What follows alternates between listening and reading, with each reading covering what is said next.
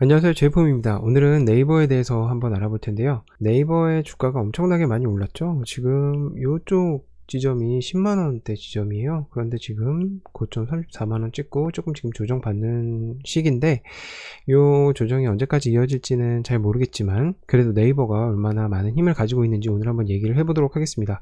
일단 엄청나게 올랐습니다. 아까 말했다시피 10만원에서 30만원까지 쭉 올라와 있죠.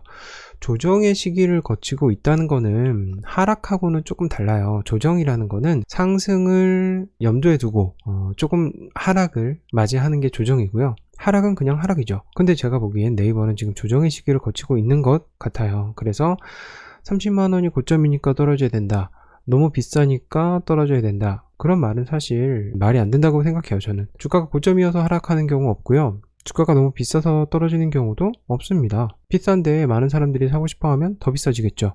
비싼데 많은 사람들이 팔고 싶어 하면 하락하겠죠. 그러면 우리는 이 기업이 어떤 기업인지에 대해서 생각해보고 확실히 펀더멘탈을, 그 지표를 보면서 확인을 하면 되겠죠. 현금 흐름을 보겠습니다. 현금 흐름을 보면 이렇게 2017년도와 2018년도에 캐펙스 투자, 그러니까 미래를 위해서, 기업을 위해서 재투자하는 것들이 굉장히 많이 이루어졌어요. 이런 순이익이 좀 이렇게 감소하고 있는 부분이 보이죠? 그거는 재투자를 많이 하면은 결국 순이익이 줄어들 수밖에 없는 이유가 되는 거예요. 주가 현금 흐름 비율도 그렇게 나쁘지는 않고요. 컨센서스를 한번 볼까요? 2016년부터 당기순이익은 이렇게 2018년도, 2019년도에 줄은 이유가 바로 여기에 캐펙스 투자가 엄청나게 나왔기 때문에 2018년도, 2019년도에 순이익은 줄 수밖에 없고요. 2020년도부터 조금씩 늘어갑니다. 다시. 그리고 매출액을 보시면 매출액은 꾸준히 상승하는 모멘텀이라는 것을 보실 수가 있어요. YOY, 그러니까 전년 동기 대비 계속해서 상승하는 것을 보여주고 있고요. 제가 이런 것들을 보면서 지금 주식이 뭔가 좀 저평가돼 있다라고 생각하는 거예요. 네이버 주식이. 다른 것들을 보아서 이렇게 저평가돼 있다고 얘기하는 것이 아니고요.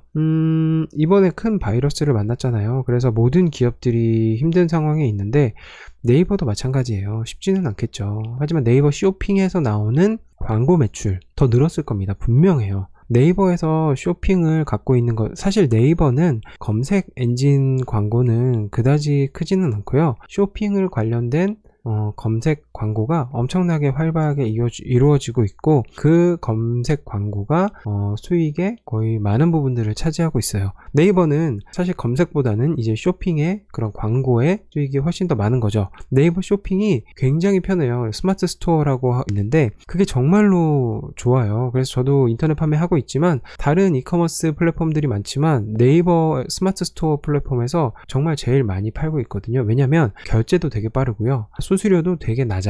그러니까 네이버는 이 쇼핑을 통해서 많은 판매자들이 입점해 있지만 이 입점해 있는 이유가 그 쇼핑을 판매하면서 수수료를 가져가겠다는 게 아니라 이 쇼핑을 통해서 광고할 수 있는 그 매출을 가져가겠다는 거예요. 그래서 네이버의 수익은 광고입니다. 여러분들이 잘 아셔야 될 것이 네이버의 수익은 광고에서 나와요. 그래서 이번 바이러스 때 다른 기업들은 힘들었지만 그래도 그나마 선방하는 모습을 보여주고 있죠. 다른 플랫폼과도 비교를 해보면 네이버는 보통 이제 카카오하고 많이 비교를 하는데 카카오에 비해서는 당기순이익, 이거 보세요. 카카오는 아직 좀 적자예요. 네, 그런 부분들이 있어요. 근데 네이버는 이 정도의 수익을 내고 있다는 거죠. 영업이익률도 굉장히 높아요. 근데 더 높은 게 있죠? 아프리카 TV. 영업이익률. 영업을 해서 손실이 될 게 없어요. 아프리카 TV는 광고나 별풍선 수입이 있지만 저는 아프리카 TV를 조금 좋게 보지 않는 이유는 별풍선 때문이에요. 별풍선이 나쁘다는 게 아니라 별풍선을 통해서 얻어지는 수익이 과연 계속해서 연결될 수 있을까라는 의문이 있는 거예요. 과연 그게 사업적으로 의미가 있을까라는 그런 의문이 있는 거예요. 그래서 아프리카 TV보다는 네이버에 훨씬 더 많은 투자를 하는 게 더 맞지 않나라는 생각이 듭니다. 그리고 네이버에는 아주 강력한 한 방이 남아있죠. 바로 네이버 웹툰이에요. 웹툰은 우리나라에서 시작했어요. 웹툰의 종주국은 한국입니다. 인터넷을 통해서 만화책을 볼 수 있게 한 거 한국이 처음이에요. 유일해요. 그리고 그런 플랫폼을 가지고 있는 것도 한국이 유일합니다. 미국에도 없고요, 일본에도 없고요, 다른 그 어느 나라에도 없습니다. 지금 네이버 웹툰이 미국에도 진출해 있고 일본에도 진출해 있는 것으로 알고 있는데, 그것의 매출이 점점 늘어나가 되면 네이버의 미래는 훨씬 더 밝을 수 있겠죠. 카카오도 웹툰을 하고 있지만 카카오든 네이버든 우리나라 플랫폼 기업이 우리나라 내수 시장에서만 사업을 한다면 사실은 또 커가기가 힘들 거예요. 제 생각엔 그래요. 네이버든지 카카오든지 그런 플랫폼을 가지고 있으면 해외로 나가야 돼요. 꼭 미국이 아니어도 다른 동남아시아나 이런 곳으로, 유럽이나 이런 곳으로 쭉쭉 나가야 그 안에서 수익을 벌어들여야 분명히 가능성이 있다고 생각합니다. 네이버의 주가가 저평가되어 있다고 생각해요. PER 70인데 무슨 허언이냐라고 하실 수도 있겠지만, 아까 말했다시피 모든 비용들을 중에서 재투자하는 비용이 엄청나게 커요. 그러면 순이익이 분명히 줄어들겠죠. PER은 뭐예요?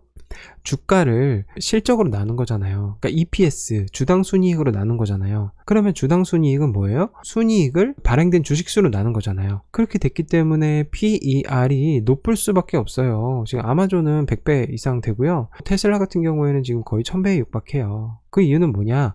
모든 벌어들이는 돈을 재투자하고 있기 때문에 이런 플랫폼 기업들, 이런 재투자를 굉장히 많이 하는 기업들의 퍼는 PER은 조금 다르게 해석되어야 된다고 저는 생각을 합니다. 자, 결론을 낼게요. 3분기 실적 발표에 주목하세요. 이미 나왔죠. 3분기 실적 발표 오늘 했는데요. 오늘 실적이 굉장히 좋게 나왔어요. 엄청나게 성장할 수 있다는 말이죠. 캐펙스 투자도 계속해서 늘려가다가 지금 조금씩 줄여가는 추세예요. 그러면 순이익은 더욱더 늘어나겠죠. 2021년부터 굉장히 성장할 기회만 노리고 있는 겁니다. 지금부터 네이버를 모아가는 건 어떨까요? 저는 이미 모아가기 시작했고요. 여러분도 한번 공부해 보시고 네이버를 모아가시면 좋을 것 같습니다. 종목 추천이지만 종목 추천 아니에요. 저를 따라서 하지 마시고 이런 식으로 공부를 해서 여러분들이 가져가시면 훨씬 더 좋은 결과가 있지 않을까라는 생각이 듭니다. 오늘은 네이버에 대해서 이야기 한번 해봤고요. 도움이 되셨으면 구독과 좋아요 꼭 눌러주시고요. 저는 오늘 여기까지 하겠습니다. 제이폼이었습니다. 고맙습니다.